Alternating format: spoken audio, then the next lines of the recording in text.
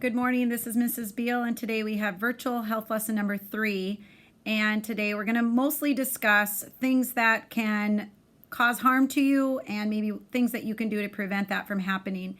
The one thing I want you to keep in mind today is that I want you to realize that using common sense is going to prevent hopefully some of these things from happening, and actually to slow down, still think fast, but try not to panic and to try to stay calm in situations.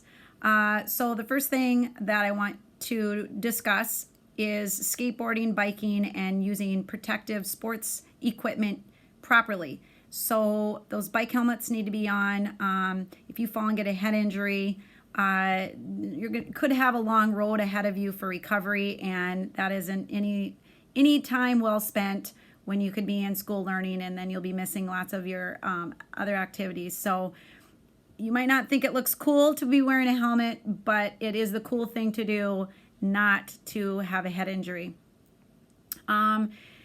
Using tools at home, you need to make sure mom and dad are alert and that they're maybe there helping when you use a tool of some sort. If you're not exactly sure, just kind of ask them. They will help you, no doubt.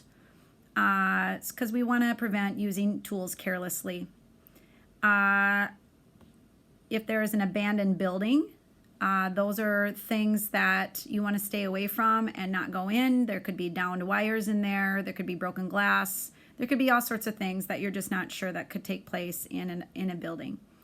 Last week we talked about drugs, alcohol, and smoking and using refusal skills. These things need to come into play every single time. Saying no, giving a reason, leaving if you have to, blame someone else. Again, this will help you stay away from harm. If you have those things in place and you know what you're going to say. The next thing I want to discuss is emergencies and just trying to stay calm. I've always told my own son in an emergency, for instance, let's say that we're driving in a car and I have a crash, okay, and I'm laying there and I'm in the front seat. Now this could be you, picture you in the car with your parent. It's about your age now. You want to start paying attention to where you're at, so you can give a location, you can describe what's going on in the scene, and give those details instead of looking down at your phone or looking down at your electronic. Pay attention to where your parents are driving, and so that you can give those specific location and details that the emergency people will know, and so that they can get there in a timely manner. So please start paying attention when you're riding around now in your seat.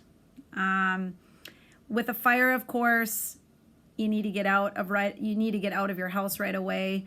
Again, using common sense and thinking fast but staying calm in situations. Also, playing with matches and things like that.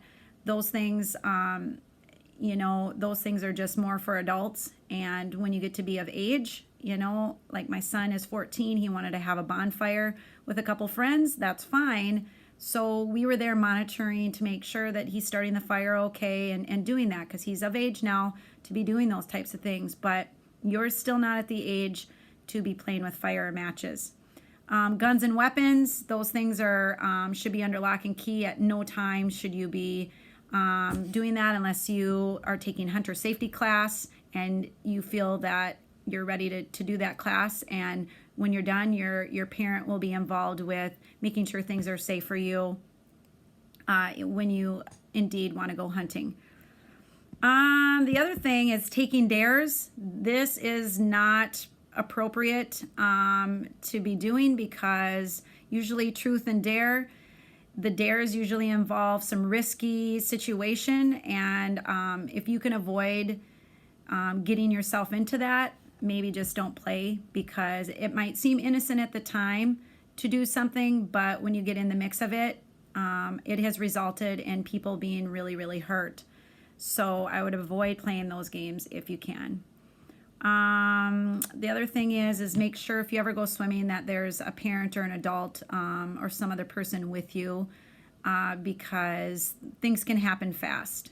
And I want to give you an example. My husband, when he was a younger boy, would go to the Cheyenne River in Valley City with a couple of buddies, and they would go tubing and jump off the tubes. Well, one of the boys was struggling in the water and he actually started to go under, and my husband wanted to try to help save him. And so he dove under the water and he tried to lift his buddy up so he could get some air. And in the meantime, his buddy was trying to get air so bad he was pushing my husband's head under the water. And so what resulted in that was my husband then decided, well, I don't want to die here. So he like went back under the water and got away from his buddy while he still struggled. Luckily, there was a boat nearby that was able to come and helped and got the boys all into the boat.